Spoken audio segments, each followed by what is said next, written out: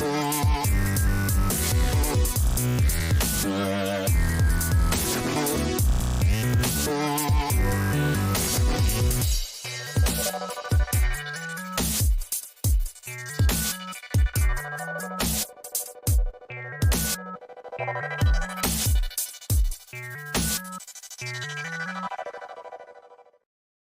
evening, and welcome to Xbox Tavern's X-Pod Tavern, episode 109th on yet another wonderful Sunday evening.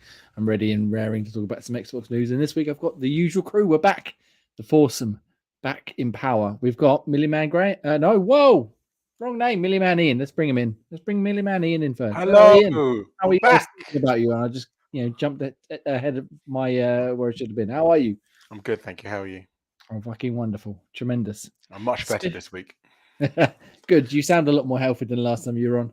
I mean, the dubstep and the intros give me the power as well. Exactly, gives you the energy to get through yet another wonderful Sunday evening. We've also got MPV Graham, who I should have mentioned first. I'm terribly sorry. Hello, MPV Graham. How are you? Hello. Well, I was good, and then the dubstep sucked all the life out of me. No, I sucked it all up.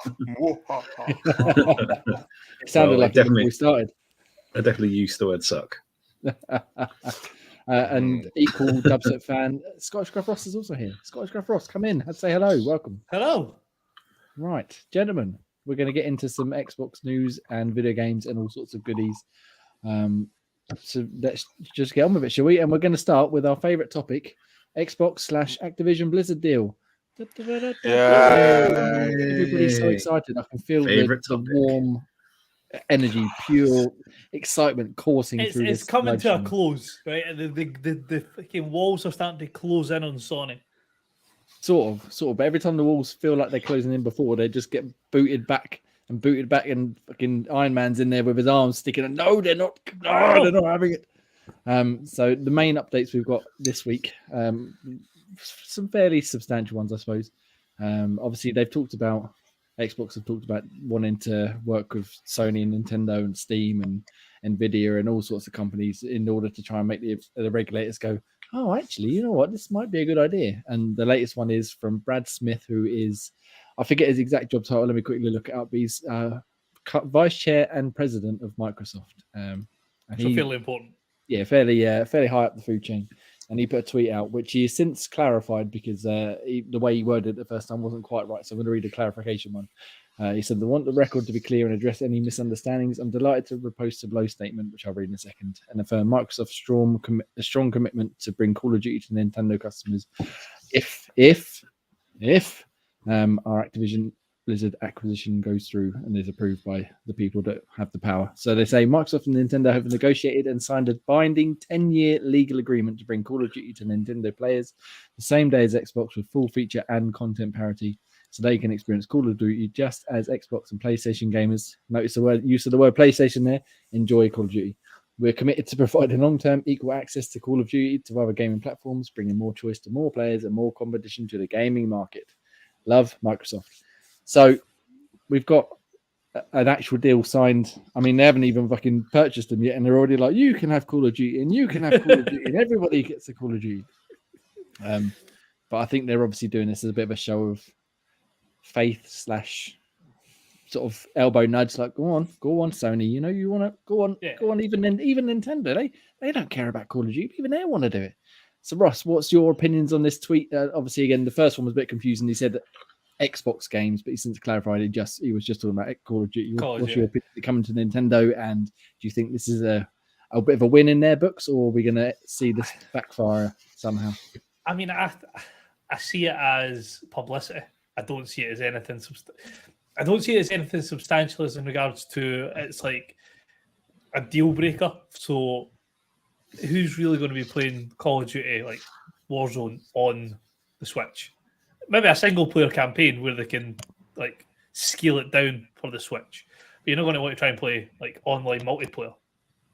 Yeah, I mean, it's not going to be the best experience. The last Nintendo console that got a Call of Duty, I think, was the Wii U, which got Ghosts in 2013, I think it was. Yeah.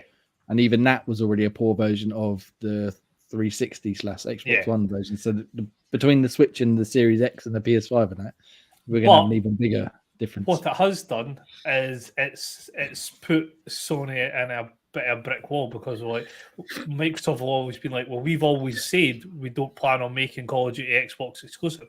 Look, Nintendo have now got it as well.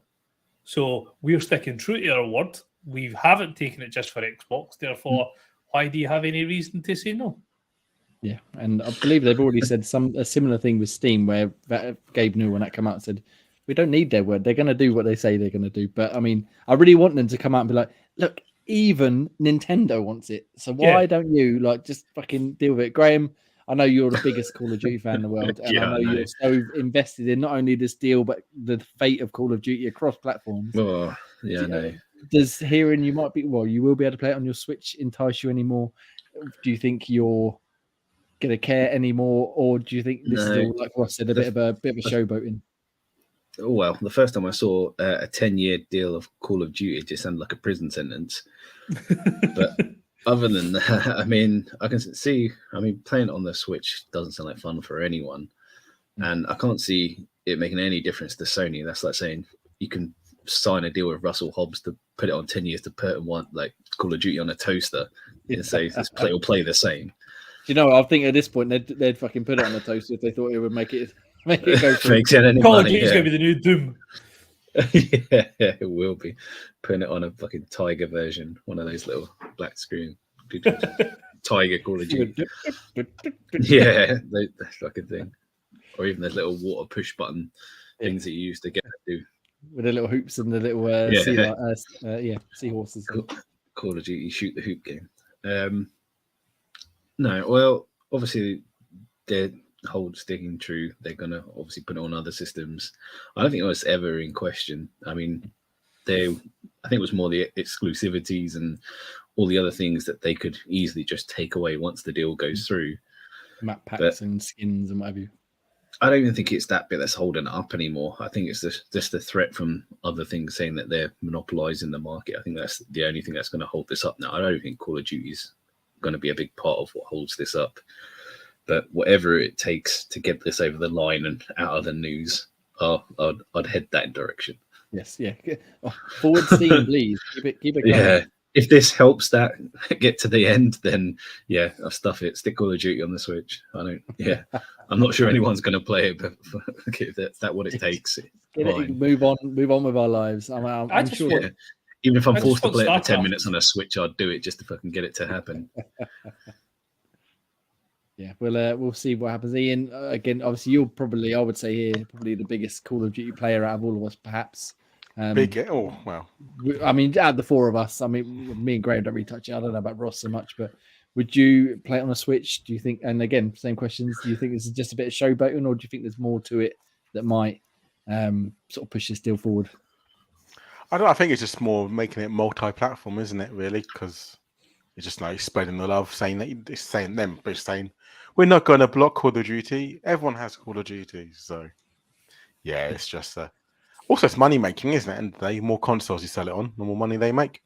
This is true. And especially if it does, as I said, have feature parity, then it's not like the FIFA, for example, where they're just re-releasing the same game and over and again every year on the Switch. They were, well, you get the brand new one. It might not play as good, but they're at least they're getting the same game, which in theory you could play together. Like Fortnite. It's not very good on the Switch compared to the other ones, but it's perfectly playable. Maybe it'll end up along those sort of lines. Exactly. Yeah, I mean, so we'll see more from Activision / Blizzard, I'm sure, for the next 5 million weeks until someone signs on dotted line somewhere and we can fucking end this discussion. But they didn't just stop with Nintendo and Call of Duty. As we alluded to at the top there, they have also announced a 10-year partnership with NVIDIA. They love the old 10 years, didn't they? Maybe that's what Sony's not a fan of. Maybe they want 15 years or something. No, we're doing 10 and 10 only. A 10-year partnership with NVIDIA aimed at bringing Xbox PC games to its cloud gaming service competitor, NVIDIA GeForce Now, as part of its ongoing efforts to win over companies skeptical of its potential, as it says here, Activision Blizzard acquisitions from Digital Trends. Hello, Digital Trends.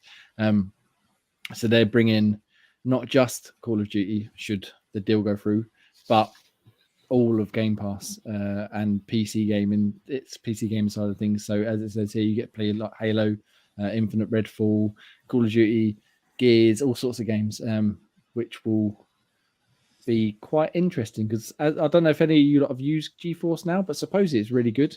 Yeah, my graphics card is GeForce. Yeah, but this is their streaming Streaming side. Oh, sorry, sorry, I thought you meant. I tried it before because originally they would allow you to stream anything from your Steam library, but then some companies like Activision Blizzard, funnily enough, actually shut it down and said, "You're not fucking streaming our games without our permission." And now they're slowly sort of building their library back up. But Ross, you said you've used the GeForce Now. How did you find it compared to cloud gaming on the Xbox? So it's slightly different, but it works the very same way. I think that was a big thing between like the Nvidia Shield. That's like they were hoping that would like, be the thing that sort of set it off. It didn't. I think it working round to what we're getting to. It didn't work quite as well as like the cloud gaming service that you get for Xbox. But it's still, if you're using it through the system, like on your PC and stuff like that, it's a brilliant system. It's maybe not quite as refined as cloud. Maybe I'm just more used to being able to just pick up my phone and away I go. But it's one of the better. Like if you were to compare it to something like Stadia, for example, it's far superior to that. That's not hard to do. Well, Yeah. but this like what they've done with this there is probably an even smarter move than Nintendo, because a big issue that the regulators were saying was that by Xbox getting Call of Duty and things like that, it might monopolize the cloud gaming market. So it would make them too powerful in that. So they're basically saying, okay, well, here's a rival and we're going to give them all our games. It makes an even bigger statement like, oh, they really do mean that they want to just let everybody play. Yeah, and this isn't even hinging on them actually buying Activision. It's they're just going to do it anyway. Yeah, this is it. And then if they do buy Activision, then that will be included as well. But still get amazing good faith for that, and having a company like the size of Nvidia behind you, that's a big thing in the gaming market. Yeah, it will be very interesting. I do wonder if they might sort of reverse it as well and have some sort of Nvidia streaming app on your Xbox so you can play your Steam library games that allows it through your console. Okay, no, you're just making too good. That would be fucking. I mean, imagine whipping out. I don't know, a bit of Half-Life 2 on the cloud via Nvidia GeForce Now, playing on your Xbox. Graham, I know you love that. We talk about all your favorite games right now. Great. Have you used it? Hey, grease it like this. Yeah. Yeah. I mean, we can even play a bit of Resident Evil as well. Really, yeah. Half-Life 2. There's a lot of trigger words that can send me off to sleep. I did try to use GeForce Now. I think they have like a free trial version, which is sort of like you can only use it if there's like a free slot thing available. And I tried that for a bit and I couldn't get on. I think I did briefly, but it didn't last long in the memory. I was trying something out, but I think it was via the Xbox browser thing to see if I can get it working that way. He was testing something that was in the news saying you can play something if you log into the GeForce Now via the Edge site on the browser. You can launch it that way. I think I was trialing that out, but I couldn't get onto a console that way. So not properly, should we say. Yeah, that's fair enough. Well, we'll see whether this leads anywhere with them putting more and more of their games on this cloud service, and whether there's any sort of integration between the two and what have you. And more cloud gaming options is always good because, I mean, Xbox cloud gaming, as we've spoke about many times, is fucking tremendous, really, as far as I'm concerned. And more options, the better. As long as, like you said, we stay away from the Stadia and fucking on live. On live, that was it. I couldn't remember what it was called. No, I was literally about to ask that question. What was it called? That thing we had before. Do you remember we went to I think it's EGX, and they were giving out the little boxes for streaming it for free, and we missed out. But then you could obviously stream it through the browser. I bought Amnesia, I think, on there for £1, and that's the only game I ever bought and played. And I didn't even play it on there. I played like an hour, and I was like, "This is shit." And I never went back to it, and then it shut down. A year later, if that. And then I did it on live. I think I bought Metroid 2033. Sorry.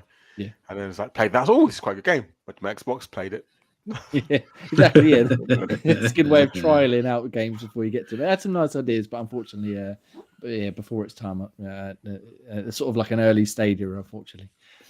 So we got Xbox teaming up with Activision Blizzard and Nintendo of all people, and possibly will encourage Sony to follow suit. We've got them teaming up with Nvidia for GeForce Now streaming wonders. But we've got a bit of sad news in terms of Xbox's libraries of studios and stuff. My man, my bay and spirit animal Shinji Mikami is leaving Tango Gameworks. So they recently released Ian's quite highly regarded Hi-Fi Rush. And do you remember in the trailer he said, "Oh, it's not a horror game. I hope people don't expect it to be horror." And they've released it. Everybody loves it. And now he's like, "Well, bye. I'm off. See you later. Bye." Oh, man. So if you're not familiar with Shinji Mikami, you're gonna love this. Guess what series he sort of founded? He sort of created. You'll never guess. Evil Win or Resident Evil you're going with? Resident Evil. I was waiting on it. Which is why I put this new story in it, because he's obviously a big influence in my gaming tastes. So it was rumored to start with, but eventually the Bethesda came out and said, according to Eurogamer here, said, "We can confirm that Shinji Mikami has decided to leave Tango Gameworks in the coming months. We thank him for his work as a creative leader and supportive mentor to young developers on the Evil Within franchise, Ghostwire Tokyo, and of course, Hi-Fi Rush. We wish him well in the future and excited by what lies ahead for the talented developers at Tango." I don't know I can't remember if he said he's retiring or if he's moving on to make another studio or something, but obviously, as I said, he started out Resident Evil, big deal there, moved on to Evil Within, not quite as big a deal, but still really good games. And then we've ended up with Tango Hi-Fi Rush, which is a complete fucking left turn. But yeah, I just wanted to mention that one. I thought that was interesting. He's probably getting a bit older now, and time to go and spend some time with his family, I imagine. Anyone got anything to say about Shinji Mikami or Resident Evil? We could talk about Resident Evil instead if you like. Let's not. Are you excited about 4? Well, Ian, funny you should mention that, because Sony had a showcase recently, and they had they've got a bit of a deal with Capcom where they show off new Resident Evil stuff, and they showed off a new trailer for Resident Evil 4, which looks amazing. And is that the spin kick? I mean, to be honest, I was too busy. No, I'm not going to describe what I was doing, but I wasn't paying too much attention. Noises. They've released details that Mercenaries is coming as a post-launch like DLC patch for free, which is excellent because Graham, I'm sure you remember the amount of times we spent playing Mercenaries at our old house where we lived together way back in early 2000s. That summer of 2003, I think it was 2003, 2004, something like that. So I had the Mercenaries in, but they're also releasing a demo very soon. And I can't wait to play it. The game's also out in a month, so it's not like I've got long to wait anyway. But yes, very, very excited to play the demo when it releases. So yeah, thank you for that little chance to talk about Sega. I mean, we could talk about the trailer if you like. I don't want to get too much into it because again, I was too busy knocking onto the table. Right. Who is she? Other Ashley games. is the one you look after, is it? Ashley is the one you look after, yes. And supposedly she's more capable now, Ian. Did you know this? Such a feeder. I know, you've got to feed him. She's more prepared, she's more capable of hiding, defending herself, and we're not going to get into it because in approximately 30 days' time, that's all you're going to hear about. So I'll leave you alone for now. And we'll move on to the next quick hit story, if that's all right with you, gentlemen. I'm sure it's fine with you. I was talking more about Resident Evil. You sure you don't want to talk about more Resident Evil, Jay? Yeah. You don't want to ask Talk me about how Hunt's in it. Well, I'll tell you what, let's move on from Resident Evil to another game series that I know I really enjoy it, but I'm pretty sure none of you care about, but I did anyway. Trine 5. Anybody played Trine before? No. Oh, Trine. Silence. Yeah. Oh. I think I played a little bit with you as well. Yes. I think I played about half an hour, probably each of them, 1, 2, and 3. Just haven't progressed past half an hour on each of them. Well, they're fantastic sort of 2D. They are quite cool. 2D adventure games with like magic and 3 different playable protagonists that you can switch between at will. Even if you're playing multiplayer, you can just bounce back and forth between characters. And the 5th one's rumored to be in development, which makes me a very happy man because I fucking love the Trine games. Trine 4 was excellent. Which came out a few years ago, but yeah, that's all ready. It's rumored to be in development. It's called Trine 5: A Clockwork Conspiracy. I couldn't really tell you about the story. It's interesting enough, but I just love the physics, like gameplay of it. So, yeah. Ian, you going to check out Trine 5: A Clockwork Conspiracy? No, I didn't think so. But we can but hope. I mean, it's got lots of multiplayer. You can play. I think there is. Trine 4. I think. I don't even know what it is. I've just I've never even heard of the series. Oh, it's such a great. All right, let me give you a quick pitch and quick elevator pitch. So, 2D action, except for 3, but we don't worry about 3 too much. I'm out. 2D action, but it's all like 3D, 2D type things. It's like side on, but all the characters are for 3D. It's all physics based puzzles and combat, and you've got a Okay. mage that can summon boxes and like lift items and stuff and drop them on the heads. You got a warrior with a sword and shield, and then you got a archer with a bow and arrow, obviously. And you can switch between, like I said, and you have to use their different abilities to get through the sections of the levels. And there'll be like physics-based puzzles, like levering a plank up to let you climb up a thing, or building up a stack of tower of boxes to get up somewhere, or using the warrior to knock something like a ball so it rolls down, and then it's various bits and pieces like that. But it looks fucking beautiful. You know what Ori looks like, how nice Yes. that looks. It's sort of a similar art style to that, but just 3D rather than the 2D animation. And Oh, yeah, okay. I absolutely love the Trine games. I think they're tremendous. I bought the first 2 or 3 on several platforms and played them through I don't know how many times. I think they're tremendous, and I think they'd be a good game for us to play together at some point. But that's by the by. Maybe that will have to be for Trine 5, A Clockwork Conspiracy, as and when it comes out. Very Sounds exciting. good. It's really, really good games. Really, really good. Finally, let's talk about a game that I know Graham really likes. Something With Darth that Vader. used to start Rambo, and yet now we're moving on to the next one. Xbox Tavern quiz callback. Mortal Kombat 12 was announced with a investor call. So no trailer, no information, no Fantastic. teaser image, no nothing. It was literally someone in a financial call. It was technically. By the way, Mortal Kombat 12 is coming out this year, supposedly. Ian, I'm going to go back to you because again, I think you're probably maybe the biggest fighting fan out of 4 of us. Maybe. I wouldn't say more combat wise, no. Okay. Well, Well, we'll give it a go. Killer Instinct. yeah. I know Killer Instinct. What's your thoughts and opinions on Mortal Kombat? And are you excited for a 12th entry? I mean, the question one asked me was, what's the last Mortal Kombat I played? Oh, Ross. What's your? As I say, no, I think it'd be. I mean, is it something I'll ever get excited about? Probably not. I mean, I'm more Street Fighter, Killer Instinct. MK is probably my least favorite, especially after Baker was like, "Let's play Mortal Kombat, but 50 times an hour." Good old Baker, eh? Good old No. friend. Xbox Tavern's Xpod Tavern friend, Baker. So after hearing about Mortal Kombat 50 times an hour, I think they've got to give some good characters, new characters. That's what it's all about, isn't it? But adding the new lore, adding some new characters into it. So I think we need to hear more about it, maybe like a trailer or who they're going to add to get the hype going. Because reality is just like this is confirmed. There's no real hype. It's just like... Yeah, it's just they've just. I mean, the big surprise I think is it's coming this year because people have been asking Ed Boon on Twitter about it for fucking years, and he's always like, "Oh, we'll tell you when the time's ready. We'll tell you when the time's ready," and then they announce it with an investor call.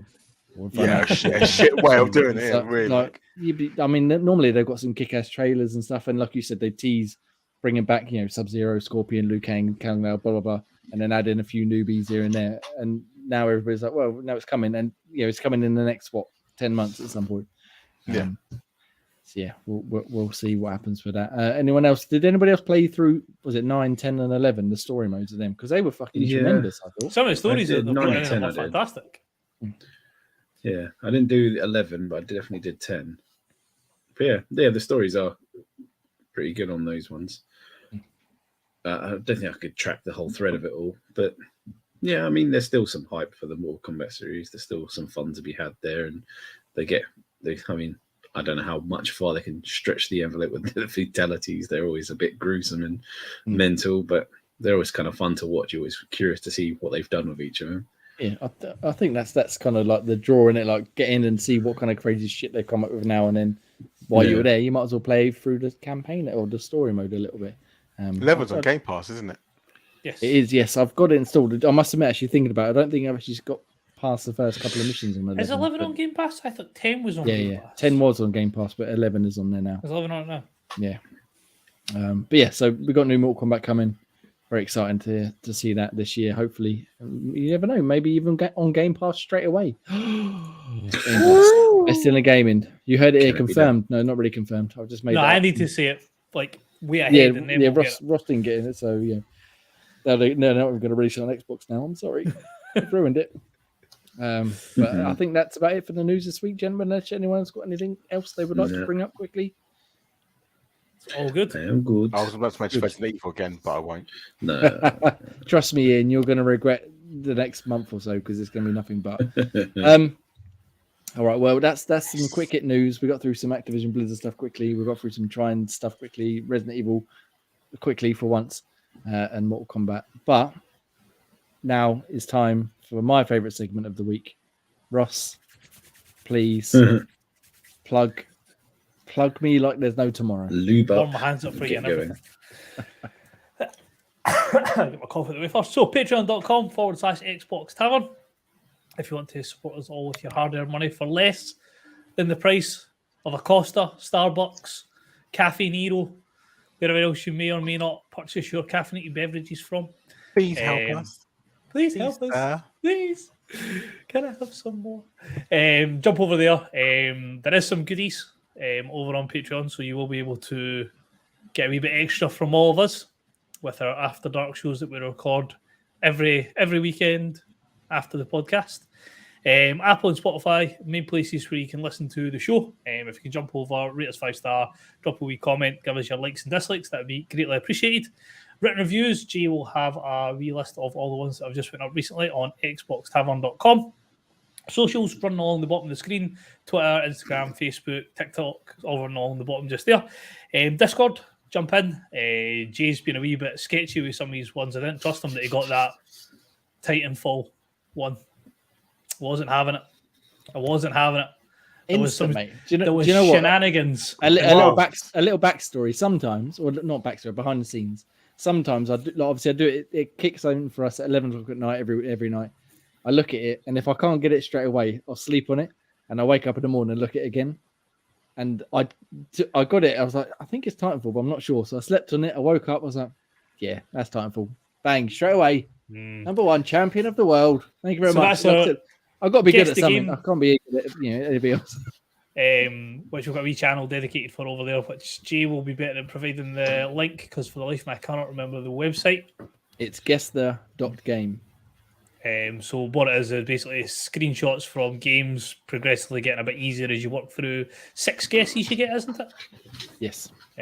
So there's like a wee running ongoing sort of tally as to who's performing the best in that activity. Who else was it that's quite good at it? Mox usually gets it right, but he's a wee bit later. Who's else I've seen? Can't remember. There's about half a dozen. I'm amazing at it.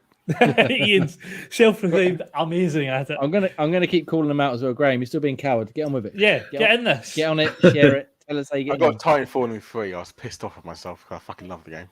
It's when I'm sitting there at night, like lying in bed, like facing out the way, like to my bedside table, and then G answers a question. It's like, phew, fucking bright eyes. That's right. Oh, right. Yeah, I guess the game's done. Okay, that's what it is. I think to do it properly, I'm not lying. I did do it about 3 days ago when Dead Island was one. I got it in 3. But, yeah, that was a good one. So we'll jump over. We've got a channel for that. Yeah. Questions for the podcast. Another one for the life of my channel is there was another channel that I wanted to plug. And for the life of me, I cannot remember what it was. So Discord, link will be in the show notes. Jump in, bother with the hosts, other folk in the community. If you've got somebody that's on the website that you really like their reviews, jump into Discord. There's a good chance they'll be in there, so you can blather away with them, say what you said about the review, X, Y, and Z. And last but by no means least, the amazing folk over at Insert Coin. So they're currently offering £5 off orders over £50 with promo code Xbox Tavern 23. And I think we all picked up little mystery bag Yes. they were doing just now. So I think it was £10 for a premium bundle, £5 for a standard bundle. Yep. So I picked up 2. I've got the Siege jacket I've got on just now, and I think it was a Persona one. Special guest Pete got a Pokemon t-shirt, a Last of Us t-shirt, and one that I didn't know. I know, Gray, you're still waiting on yours, aren't you? Yeah, mine should be coming tomorrow. And Jamie, you've got your ones.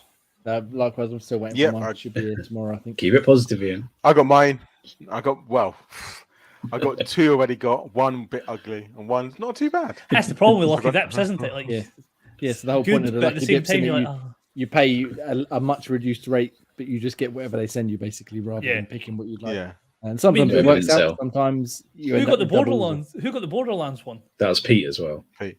But I've already got. I got that. I got that when I did the first ever lucky bag I ever did. Yeah, the Bloodwing one. I was like, I would have taken the Bloodwing T-shirt. Go check them out. Yeah, fucking Insert Coin, brilliant. tremendous. We've all got loads of their stuff. All the stuff. It's not just the fact that it's gaming apparel; it's actually really good stuff. It's quite really comfy as well. Yeah, well, that's what I'm saying. It's my only gripe with it is it doesn't have pockets, but apart from that, it's like toasty as hell. Which staying up in like the Arctic Circle up in Scotland, as you will probably class it as, it's nice to be nice and toasty. Damn right. And that is your plugging for the week, Jamie. I feel plugged. I feel satiated, and I feel the love for Insect Coin because we do love a bit of their wares. Apart from this T-shirt, I think the rest of my cupboard is Insect Coin stuff. So go check them out. Right, gentlemen. There's no question this week. If you would like to submit a question for us, please hit us up on Discord or on Twitter or in the comments below, and we will read it out next week and answer it, and probably have a bit of banter about it, sir. Yes, the banter. A question this week, so we're going to get straight into Project Game Pass. What is Project Game Pass, I hear you ask?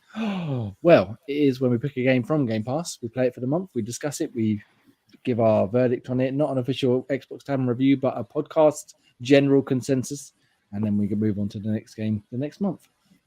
We're at the end of February already. Somehow, I've no idea how the fuck we got to the end of February already, but we picked Hi-Fi Rush, the surprise release, developer _ from Tango Gameworks, the aforementioned Tango Gameworks of Shinji Mikami fame. Ian, I know you finished it. You said last week. Yes. And you loved it. Have you played? Did you were going to try and do a few more levels or go through it again? Have you had any chance to go back to it, or have you been away and busy doing other things? Unfortunately, with me being a bit ropey, I didn't get a chance to go back to it. But I definitely want to go back to it because apparently I was speaking to someone. The Rhythm of Tower is quite fun, which you go through levels, just defeating bad guys and bosses and stuff. So I kind of want to go through and do that. But no, but I still think it's a brilliant game and a must play. Nice. Let's go with Ross next. Have you had a chance to play some more? I have, and I put it as like I'm sort of abdicating a little bit. I played it, and it's a rhythm. Obviously, we know it's a rhythm-based game, and I have the least amount of rhythm in the world. And I get that you can still play it even if you suck at rhythm games, but my head wasn't letting me do it. It was like, no, because I fucked that up, and it still got through the bit I need to get through, but I fucked it up, and I couldn't get used to the whole. Yeah, great game, beautiful looking, soundtrack's fantastic, but not my type of game in the slightest. Yeah, that's fair enough. But again, that's the joy of Game Pass, and you can try something. Yeah. If it's for you, great. If it's not, you're not really lost anything. You got 1,000 billion other games to choose from, including StarCraft one day, perhaps. That's fair enough. Graham, how about yourself? Have you played some more? Are you enjoying it any more than you were before? I did, but yeah, I just couldn't get my hooks into it. I couldn't get past how annoying that sort of the character was, and I could do the rhythm piece. That bit I didn't struggle with, but it's just I just wasn't enjoying it too much. So yeah, I didn't last much longer on it. I thought, actually, I'm not going to waste my time playing this. I'm not enjoying it. Move on to something else. So not for me. I can see the appeal. I like the ideas of it. I couldn't buy into it too much. I might come back to it, but it just didn't grab me. That's fair enough. So we got 1 super positive, 2 sort of fair to middlings, and I am going to sit somewhere in between. Oh, you little bitch! All of you. I do really like it, but I just haven't had time to get into it because it's the kind of game that I want to sit down with a good pair of headphones on and just play through a couple of levels at a time. But I've been busy. I've been doing other reviews. I've been doing other things in the evenings, and I just haven't had a chance to do it. And I had a chance to play. Was it this morning or yesterday morning? Probably yesterday morning, actually. And I managed to beat. What's the first boss? What's her name? Is it Rekka, the wrestler? Yes. Yeah. So I managed to finally beat her, which I really enjoyed that fight. And then I started the next level, and then I got called away to do some other things, and I haven't been back to it. But like Ross said, it's a tremendous looking game. And unlike you, Gray, I think the main characters are actually really funny. And same with what's her name? Is it Peppermint? Thank you. Yeah, I really like their sort of banter. I haven't found any other characters yet, but I really like their banter between them. And I really love rhythm games in general, but I enjoy this one because it's the combat and the different combos you can do and knocking them up in the air and doing air combos and slamming them down. And when you get to the end of the combo, you get that sort of extra time to get the sort of perfect ending to that combo, as it were. and I think it's a tremendous game. I just haven't had a chance really to properly sink my rhythm-based teeth into, which I will hopefully get to do some more in the next few weeks. But it's been one of them months, unfortunately. So sort of yay from me, meh from these two. Hey, there we go. And Ian, I think, is probably the highest one out of all of us, which is not what I expected, but that's good. That's good.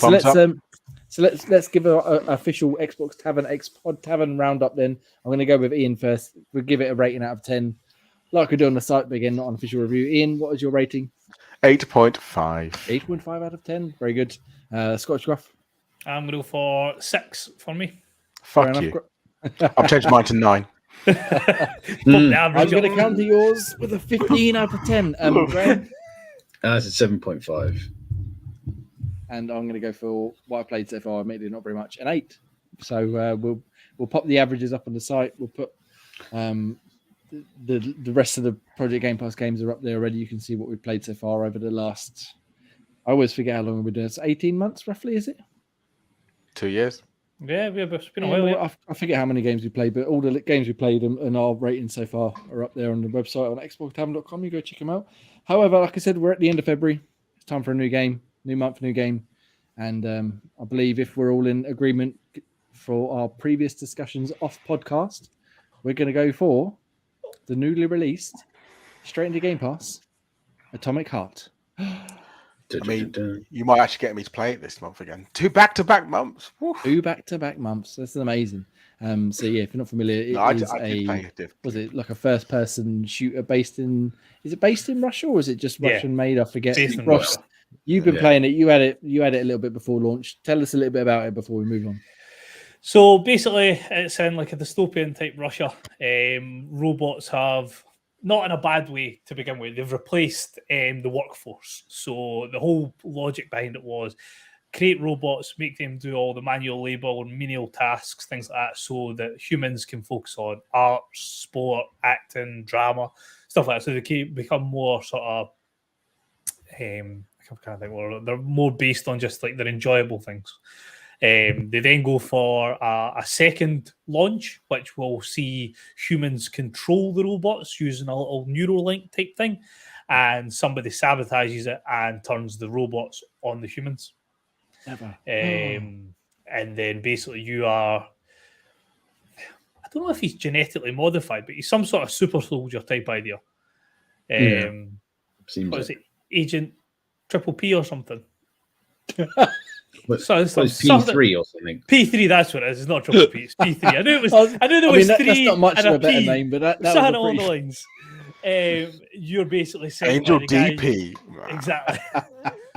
You're basically the guy that gets sent in by the one that makes the robots to go and sort shit out and find out what the hell's happened and how this has managed to happen.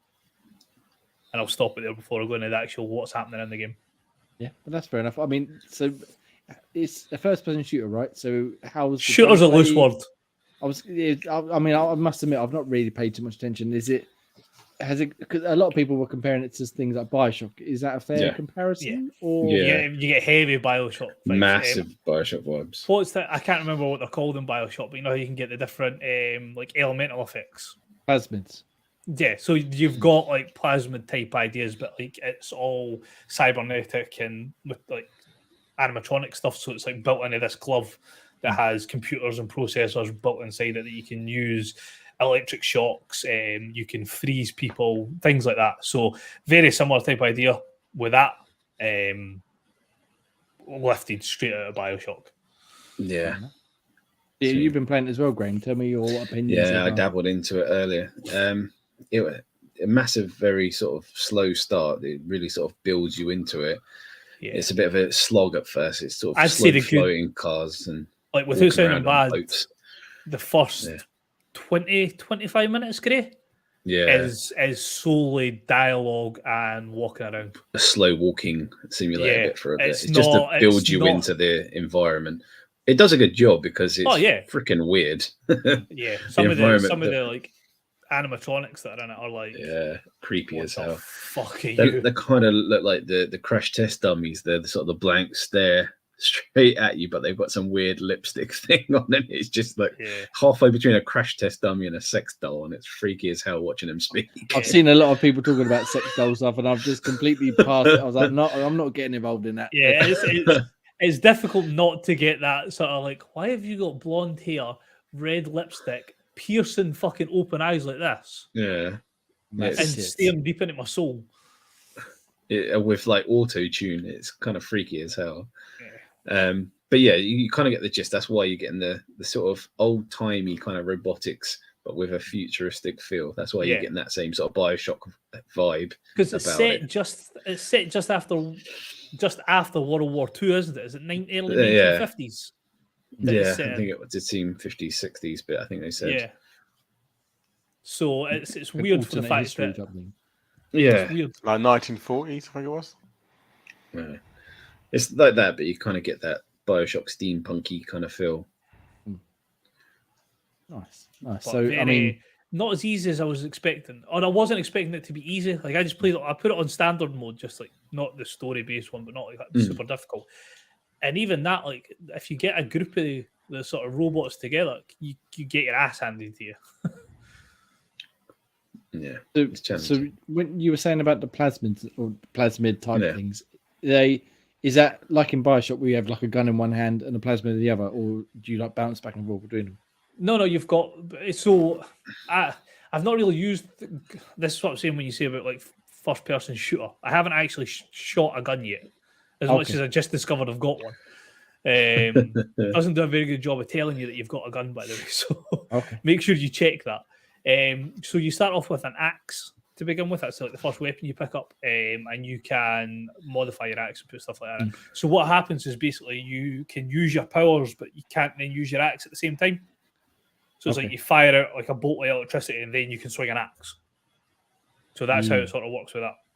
And I don't know how far you've got exactly, but is there much of? Is it like an open world, or is it more of like a corridor, like you go from A to B shooter type thing? Oh, yeah, adventure. It seems a bit linear at the moment. Yeah, for what I've got, I'm fairly linear.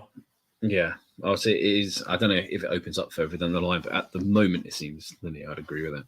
I mean, I'd be more than happy for it to just be like Bioshock, like just going through corridors and moving away around and not having a fucking 10 million acre area to fucking walk around and find stuff. One feature that you might enjoy, Jay, they have this thing called like item pickup, where instead of having to like click on individual things that open cupboards and everything, you just waft your hand around the area and it kind of picks up anything in that area. That was pretty neat.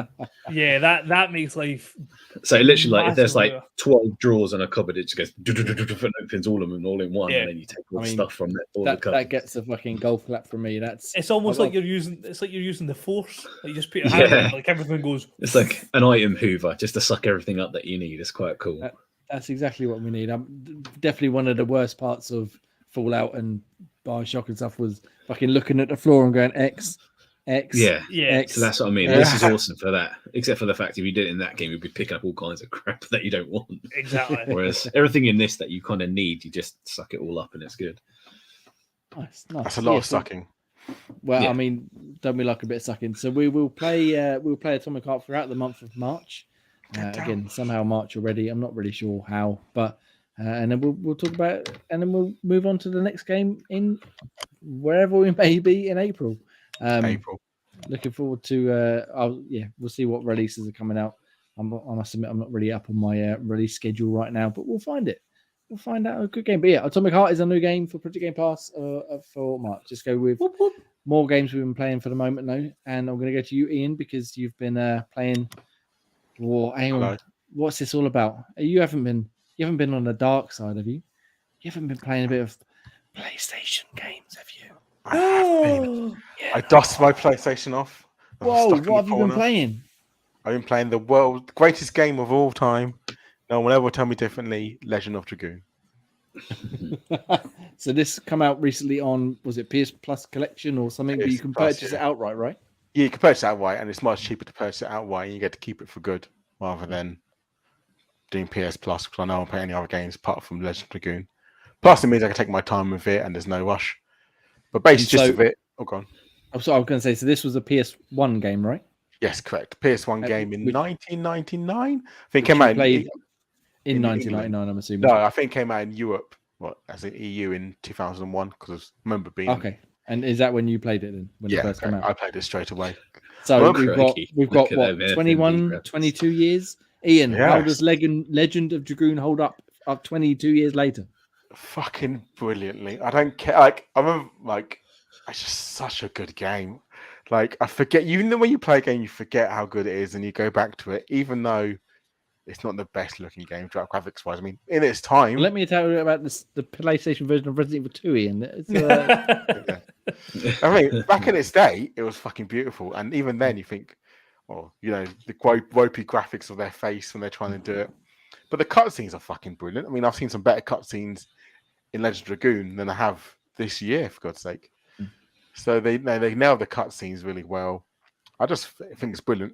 It's basically a long ass adventure game where a guy called Dart is on a massive quest to kind of basically just stop the war. But then obviously there's a war between two different factions, and obviously just spirals out of control because there's dragons involved, and then you're part of this kind of small team that has powers of dragoons, which is basically dragon powers, and each dragoon has different abilities.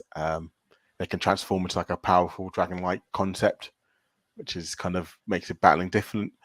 Because it's turn-based as well, they're quite unique aspects where it involves timed button presses. So think of it like the very first ever quick time event. Legend of Dragoon were the first ones to ever kind of bring that into light, but obviously it's constant because every fucking battle you have to do quick time events to actually do any good damage. You can't just press A and then let it do it. But later down the line, you can get an item to automatically do it for you. Genie's that for every game. Yeah. we'll talk about Care that in a to minute. explain why the big. We're watching a little clip of the game where a big dark knight rested his balls on a sleeping girl's head. Yes. Care to explain? So that's Shanna. She is one of the main characters in the game, and she's got some special ability inside her, and he's basically stealing it. She has now. Why did you have to say that? I know. Wording there was dreadful. Oh. But I think it's just fucking fantastic. Like it's long. Like I'm only like best way to describe it. It's 4 discs long, and I'm still only on my first disc. Do you remember the days when games would come on more than one disc? Eh? Yeah, Mass Effect 2 was it Mass Effect 2 or Mass Effect 3? Mass Effect 2, wasn't it? Oh. Insert Mass disc Effect 2 had 2. Yeah, Well, my one of my favorite games of all time, Panzer Dragoon Saga, Yeah. was also on 4 discs. 4 discs for the win. 4 discs. Yeah, I remember one Dragon and a couple. The first time I ever played Legend of Dragoon, I was playing it loads and stuff. Got to disc 4, and my disc 4 was corrupt. I was like, "No." But I went back to game, and they go, "Oh yeah, we know about this. That's fine." And they swapped it for me. What was it? EA back at the time, Electronic Arts. EB, that was it. Electronic Boutique. Sorry, Boutique. Boutique. Yeah, and giving you shit. We'll give you a fourth disc. Yeah. Pay £20 for it. Open this Yes. pack, see if you get another disc in it. Yeah. So it's like an RPG, right? Like sort of Yes. Final Fantasy type thing. Because Correct. I must admit, you talking about it so much, Oh no! and so positively, when I heard you could just buy it outright, I was like, should I give it a go? I mean, I'm not going to. Yeah, because I next did week's show consider is going to be you and Ian I talking did about this consider for 45 minutes. I did consider it. I might still look at it. You know, maybe I'll have a quick investigation, see if it's more up my street. Because but we'll see. But yeah, so you're enjoying it. You're going to keep playing it. Obviously, you're going to get through it. 100%. You're definitely keep playing it. Like nostalgia feels. Oh, the old juicy's flowing in me. We love a bit of juicy nostalgia around here at Xbox Tavern. Damn right. Nice. Well, anyway, that's enough PlayStation rubbish for this week, shall we? Yeah. Let's move on to. I'm going to jump in real quick. I'm sorry, Ian. Going to talk about the Quarry, talking about quick time events, and I finally finished it. I'm Me and gutted I Special missed Guest out on Pete, it. we got through the entire game over the course of a couple of nights this week, and do you know what? I think it might be one of my favorite Supermassive games they've released so far. It's why I rated it so highly last year. I still prefer Man of Medan personally, again, just from sort of memory, but the way like the characters developed and the story developed and the twist in this one was a lot better than some of the other like Little Hope and stuff, where they sort of lent into the weird supernatural stuff rather than trying to explain it away as like imagination or dream or whatever. And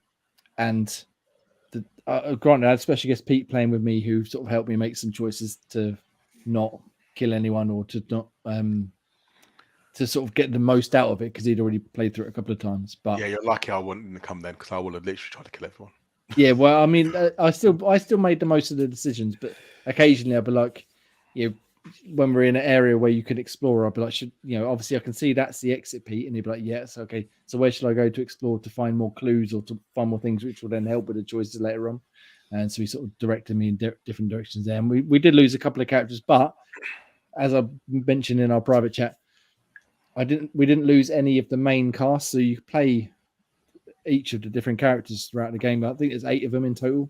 All of them survived. 9, is it 9, isn't it?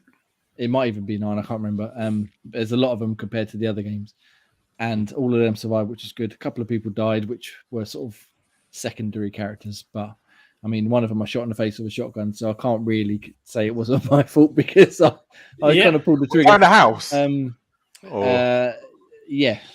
Towards the end of the game. But yeah, I really enjoyed it. I thought it was really excellent, and I kind of want to play through it again on my own. My only issue is it took us 10 hours to get through. It's long, yeah. And I much prefer the shorter ones, like Man and Medan and Little Hope and stuff, which were like 3 or 4 hours long. So I'm not sure I'm going to get back to it anytime soon, but definitely at some point I'd like to go through it again and maybe kill a few more people off and see how the story differs based on different decisions.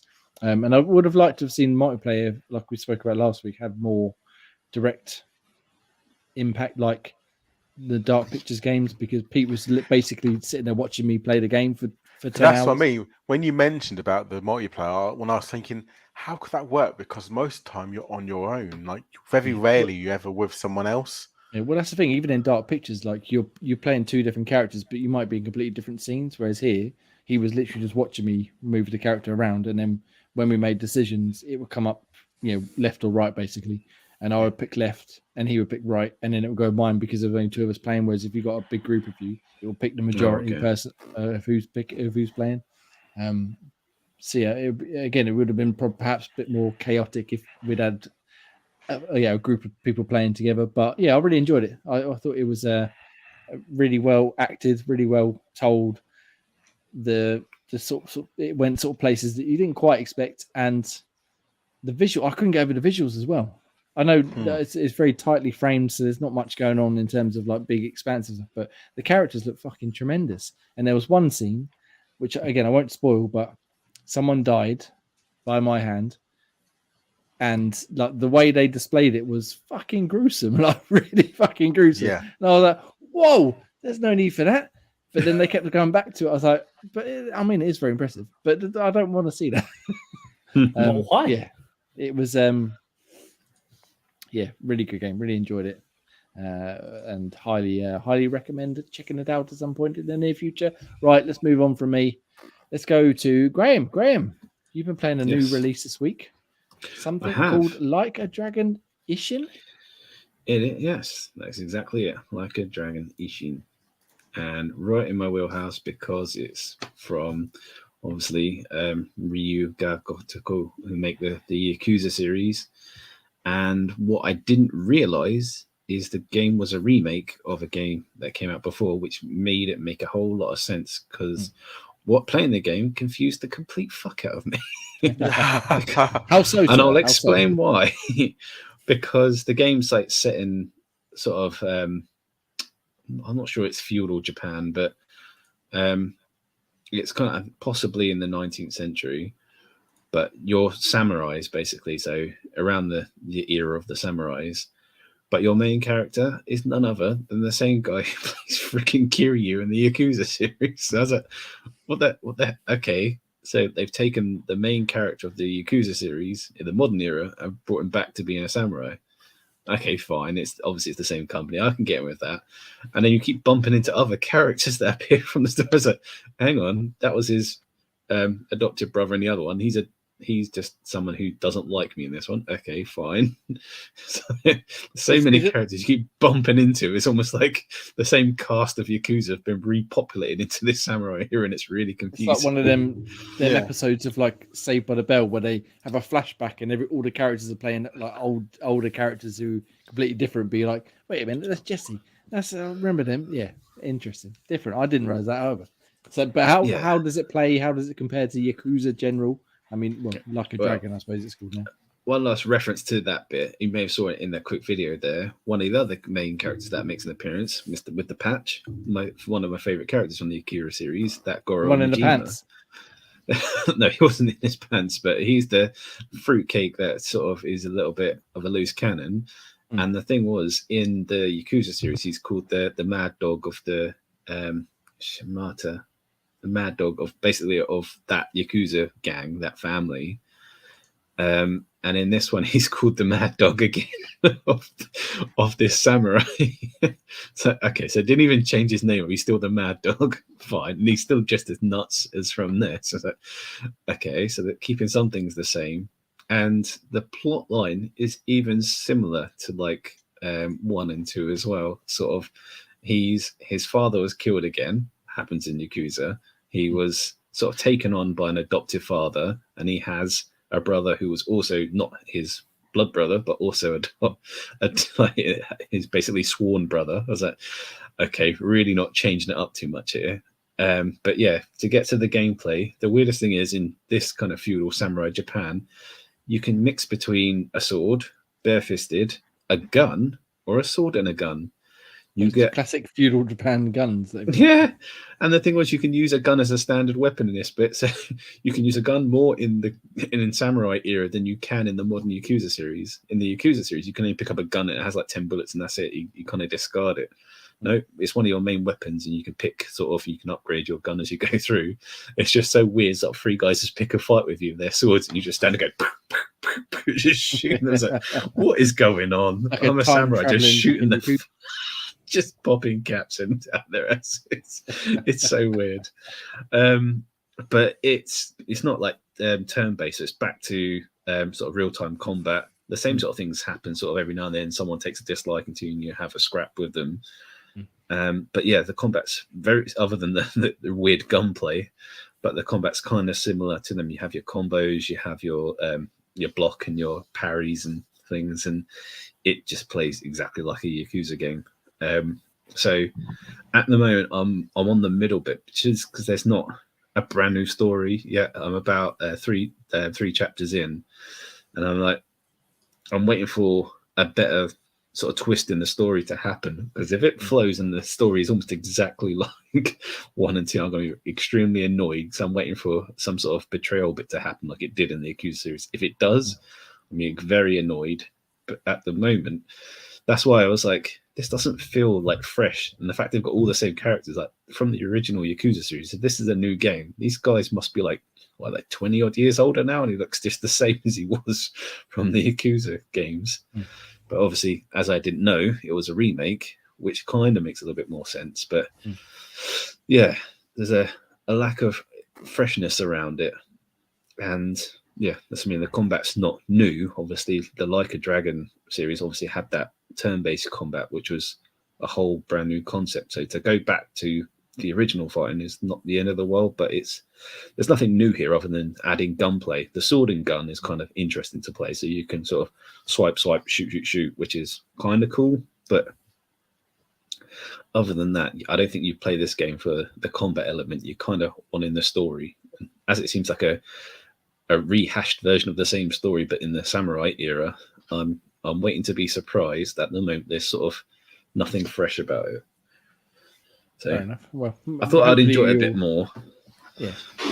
But the same things are there. They've even got like karaoke there, samurai karaoke. The same sort of mini games are there. I'm waiting for them to sort of, how are they going to pull off bowling and darts and stuff in this bit, and baseball.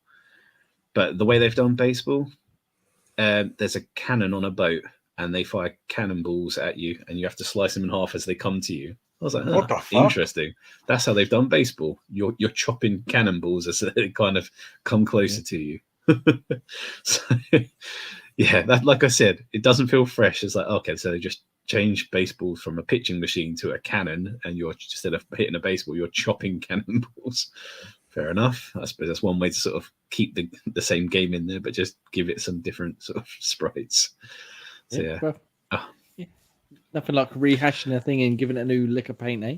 No, that's what I mean. I like the Yakuza series, and it's fun to play, but it's just, yeah, at the moment, it's a distinct lack of freshness. Yeah. Okay. Nice.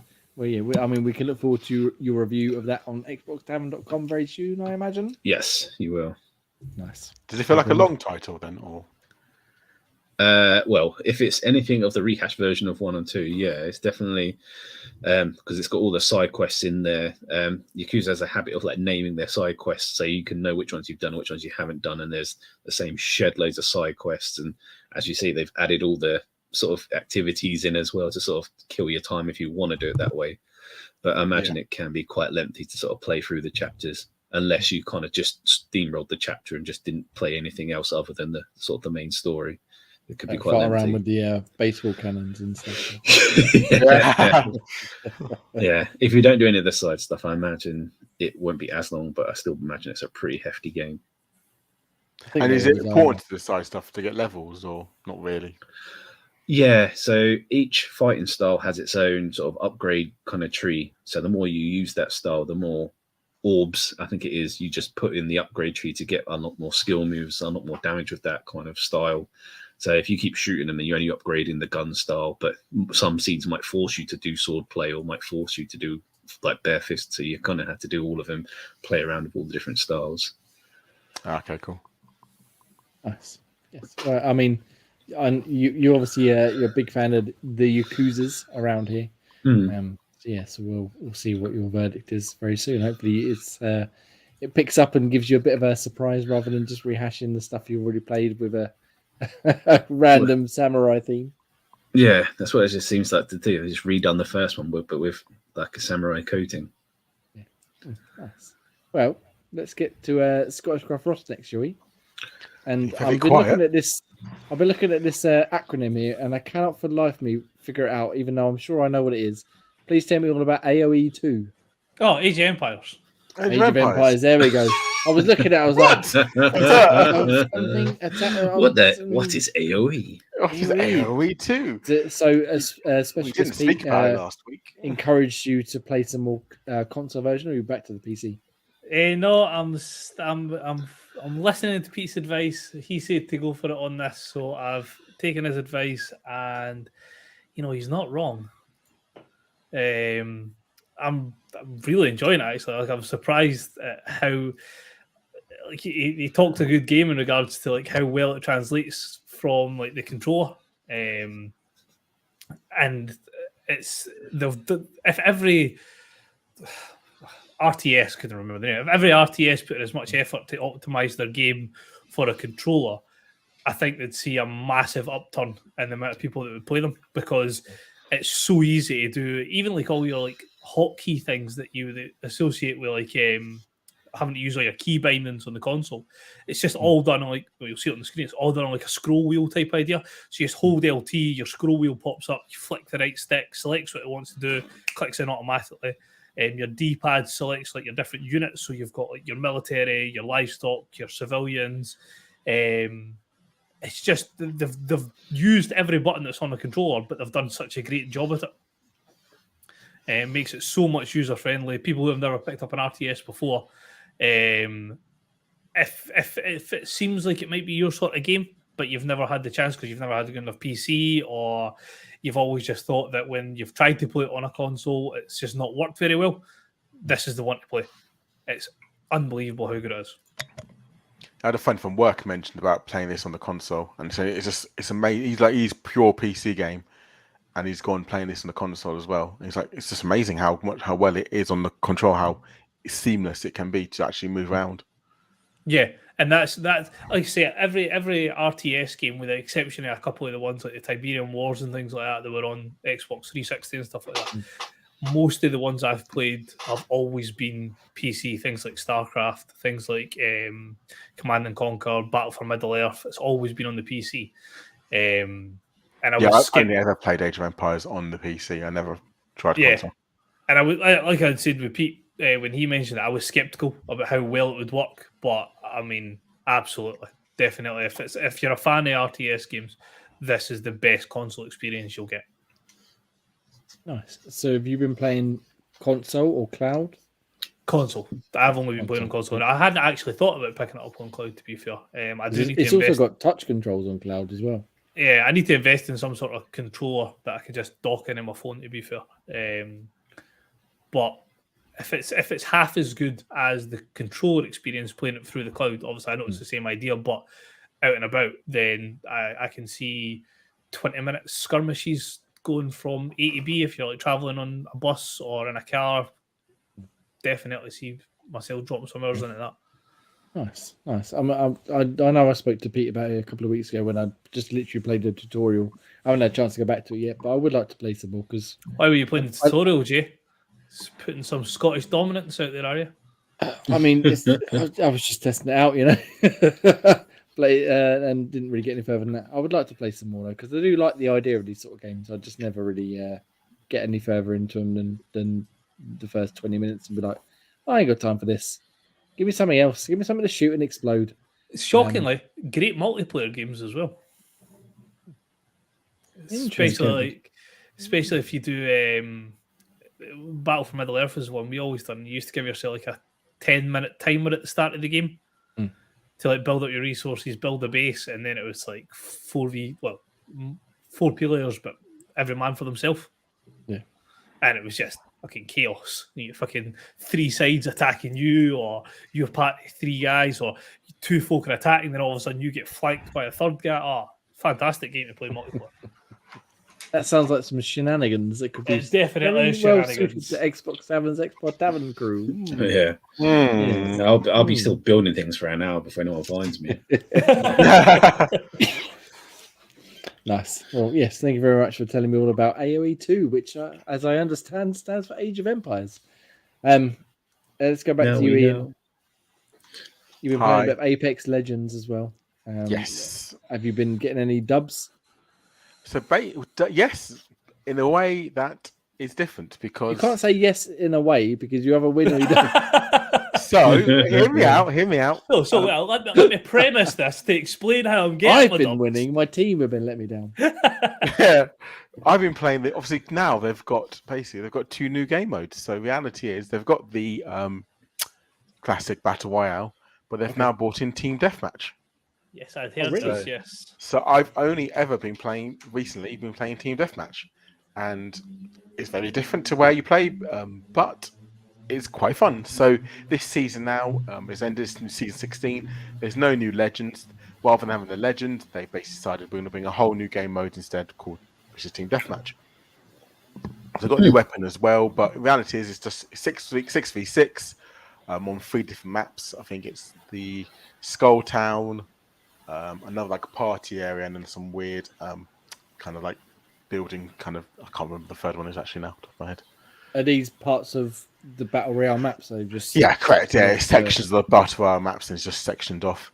So it's really quite good fun because, like you say, it's just different to play. Like it's first to 50. You have 6 different guns. So obviously, each different gun modes. There's not like you can pick your own gun what you want. You have like 6 different classes of different guns. You can have combos. Obviously, there's still loads of what do you call it? What's the drops called? Care packages. There we go. So you can get different care packages throughout the game as well. So you can pick up better guns. You can switch and play.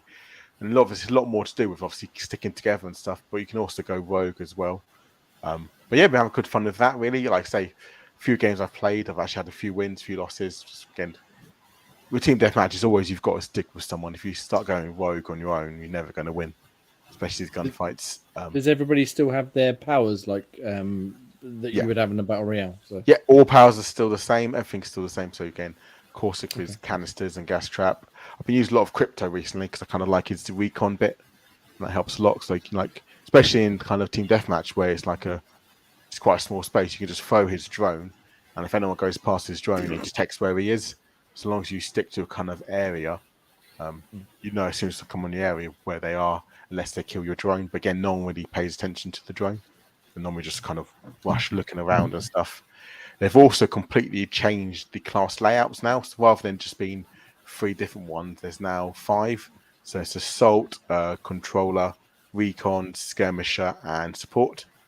So it's different one have different areas of expertise, and that's why they're kind of matching it all out now, rather than just having 3 different kind of classes of assault, support, and recon. They've added 2 new ones.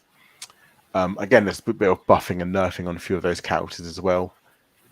But yeah, so far it's been quite fun. I haven't really done any of the Battle Royale because I kind of wanted to play this new kind of team deathmatch.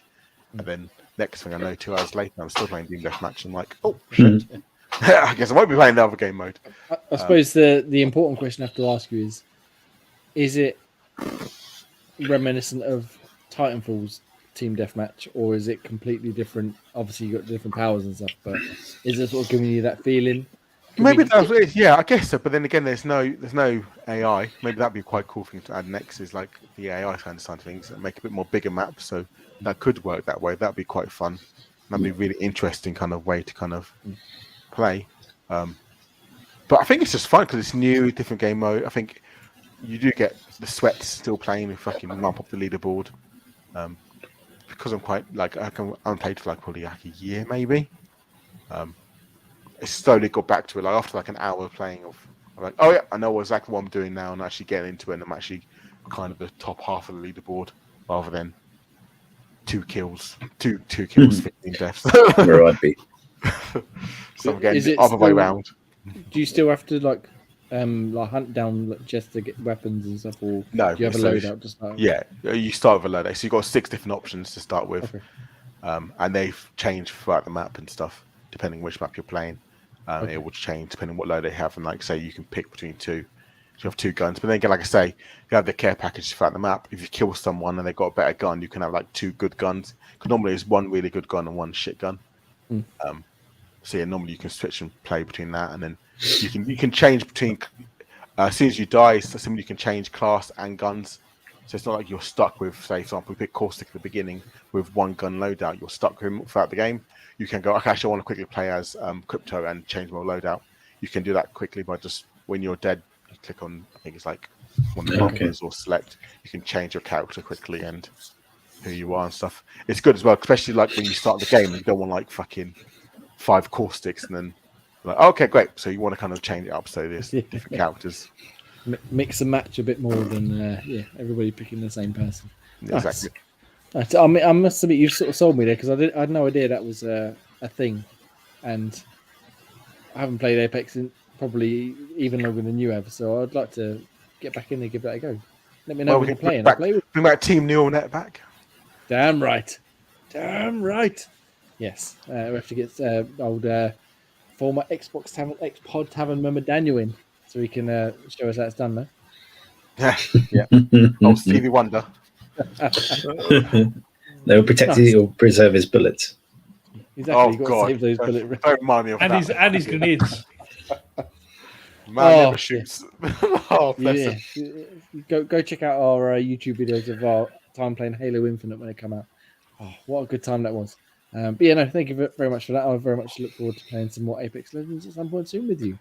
I'm going to jump in very quickly, one more game, and then we'll move on, I suppose. So I've been playing a puzzle game called 7 Doors, which is first-person puzzle game, like I said, where you get dropped in, and the whole premise is the guy goes, "There's 7 doors, figure it out," and off you go. And that's pretty much all the sort of guidance you get. It was originally released in 2020 on PC, but it's finally come to Xbox, I think last week or the week before.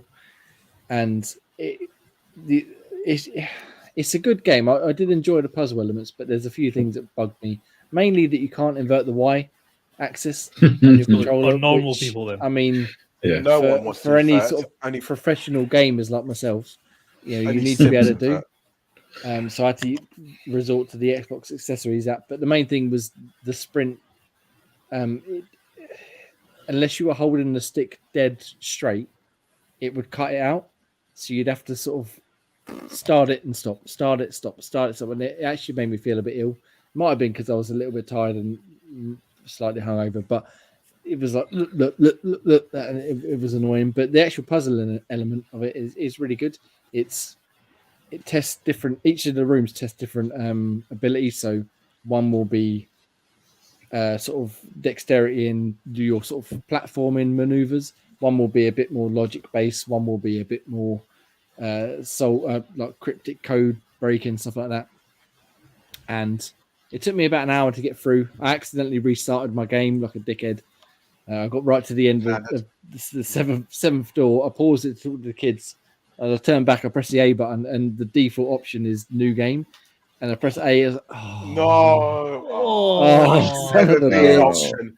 That should not be. That should be in the review. Like, that should never. And it should be like a double click as well. It should be like, "Hey, are you Yeah. sure you want to start a new game?"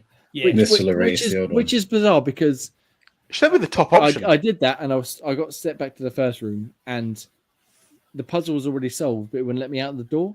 So then I reset it, and then it gave me the option: "Are you sure you want to restart?" You should have done I'm the not quite sure what happened there.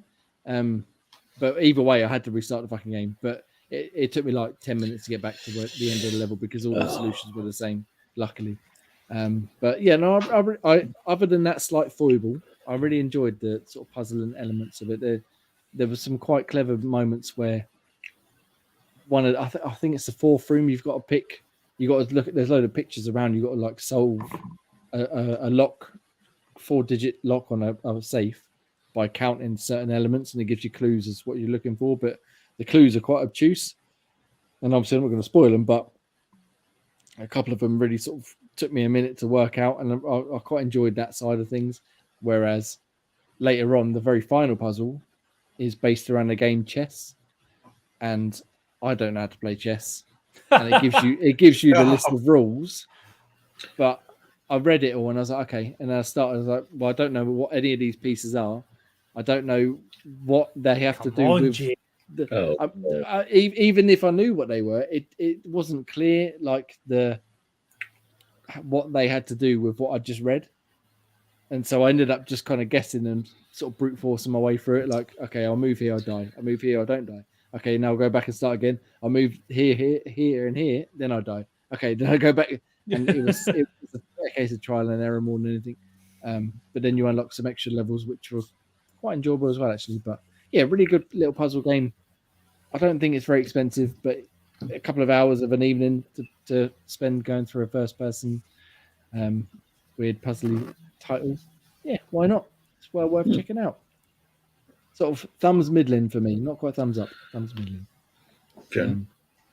Yeah, that's about it. I think, unless anyone else wants to talk about anything else. Rush, you want to talk about PUBG again? Quick wee bit for PUBG, that's all. Just on the subject of dubs, 3 wins. Have a bit of dub last night. Yep. Consecutive. Nice. Back to back chicken dinners. Wait. 3 consecutive wins in PUBG. It was a triple 3-peat chicken dinner. We have to like bow down to you now, because I don't think I've got 1 consecutive win in PUBG. It was. I'm not gonna lie. Like when we got the first one, it was basically me and my mate went balls out. Then second game we got paired with a top cap player level 500, who when it got to the final circle, it was 3-on-1. So he drove around the whole play circle in a car, just flushing this guy into the middle of the circle, so you just could just fire pot shots at him. And this guy was like running left and going, fuck no, running right. We're just toying with him at this point. And then the last game was sacrificial game. I got dropped with the last two or three squads. So I was basically playing spotter and just trying to see through the rest of the game. But yeah, three chicken dinners in a row. So that was a fairly momentous occasion last night for our PUBG exploits. Give you a short golf clap for you, sir. Short golf clap. Much pretty. Nice. So yes, again, we still need to play some PUBG at some point. We do need to play some PUBG. So some Apex and PUBG.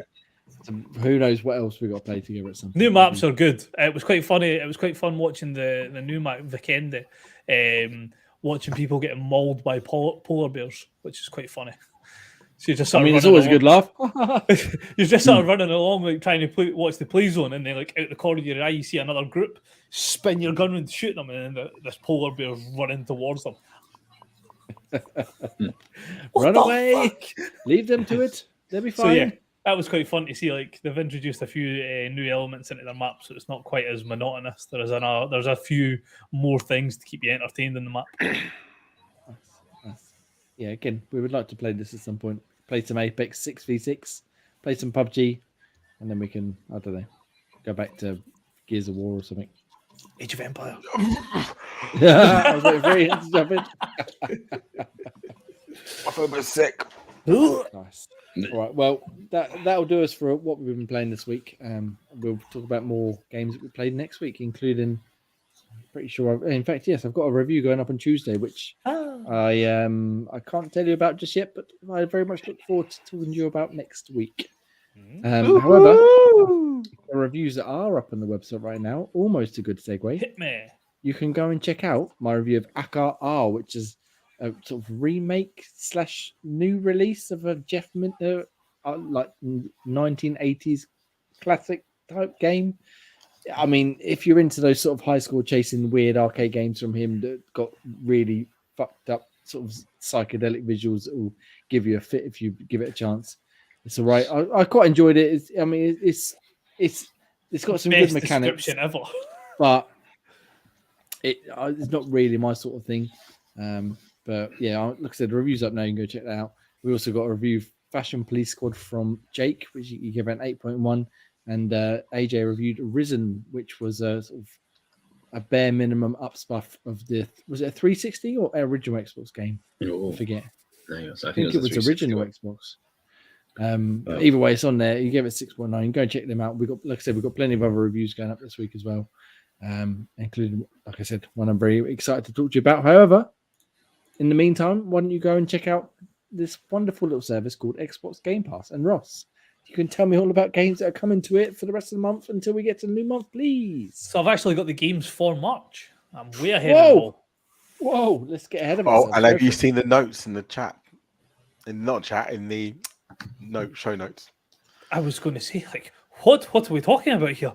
There's notes in chat, but no, it I hasn't. think Dan's been in it saying, try and keep this under 60 seconds. Oh, I done it for him last week. I even set the timestamps and everything to him. I even edited it for him so that he could just Ian, fire it we're on away. top of it. Don't worry. Carry on. He's Carry on. geriatric. First time I've seen it, like, how did I see this voice? Try and keep it under 60 seconds. Don't blub too much. So I'll go rapid fire because we all know Dan's got his fucking Loves a bit OCD of about rapid like fire. how long we're allowed to let shit run and things like that. So coming in March, we have Wow. March 2nd, F1 2022 via EA Play, which has come to console and PC. March 3rd, Wolong Fallen Dynasty, console, PC, and cloud. March 14th, we've got Valheim, which looks fantastic and has had many good reviews about that. So I'll be looking to pick that up. That's only coming to Series X and Series S for the consoles there. March 21st, we've got EA Sports PGA Tour. Desperate to play that, but that's a 10-hour trial through EA Play, which will come to the console. And March 28th, we've got MLB The Show 23 on console, PC, and cloud. And to be announced, we've got Way to the Woods on console as well. Still not a confirmed date for that yet. Nice. So there's some pretty decent games there. Obviously, as you said, PGA. What's the name of it? Sorry, PGA 21. No, 23. Sorry. PGA Tour 23, yeah. It's the first time that EA has stepped back into the golf section for quite a wee while, actually. Yeah, it's been a long time. I did did enjoy the old 2K ones, but I'm looking forward to checking out. They tried to do the Rory McIlroy golf for a while once Tiger had all his scandal, and that went tits up. So now they're just coming back with EA Sports PGA Tour. So desperate to play that. I was a massive fan of all the old Tiger Woods stuff and things like that. So I'm hoping that this is a nice comeback to the table for EA Sports in golf. Nice. Yes, we can but hope, and we will find out at the end of March. Nice. Well, Ian, it's not all good, as we always say. This thing's leaving in just a couple of days, a couple of which I'm very upset about, but please regale us of what they are. Yep, unfortunately, games leaving Game Pass is probably one of the most scariest games I've played in VR. Aliens Isolations, fuck Crown that. Trick, Dragon Ball Fighter Z, Far Changing Tides, Final Fantasy 13 Lightning Returns, Madden NFL 21, and Octopath Traveler. Sad. Very sad about, especially Alien Isolation. I've had that installed for about 2 years, and I've not touched it at all, which is a shame. But Fucking terrifying game. It's fun. I did it. Fucking Never playing terrifying. again in my life. Holy shit. It put me off playing the actual game. Oh man. Whew, that's yeah. yes, you've got, Scary ass shit, you've got a couple of days to go check them out. They all leave on the 28th, and then I'm sure there'll be more leaving in March. Hopefully, nothing quite as interesting as them. However, Graham, for those cool kids who aren't, Yes. they don't care about Game Pass. They're not bothered about being up with the times and keeping in check with the modern day. They just want to play Xbox games of gold. What can they pick up? They can pick up For the King, which is available until the 28th of February, and they've got Guts and Goals, which is available until the 15th of March. Nice. So, as I said, I think last week, Guts and Goals was decent. I did not enjoy For the King at all, but yeah, go check out Guts and Goals. Guts and Goals, well worth a look. Anyway, I think that'll do us for yet another podcast. We're going to record our Xbox Tavern After Dark just after this. If you're a Patreon subscriber, go check that out. And if you're not, be a Patreon subscriber and go check it out, please. That'd be wonderful. But for the meantime, I've been Jamie. You can follow me at IanXan on the Twitters. You can find Graham. At Graham Reaper. You can find Ross. At Scottish Gruff. You can find Ian. At Nutty Way. Or not at Ian. Anyway, thank you very much, Ian. everybody. I got it right this time. Yeah, well done. You've done me proud. We've made it through yet another episode of Xbox Tavern's X-Pod Tavern, episode 109th, which we record every Sunday, 8 p.m. Ish. I need to get back into that earlier on. Anyway, thank you very much, everybody. We'll speak to you all soon. Goodbye. Goodbye. Bye-bye.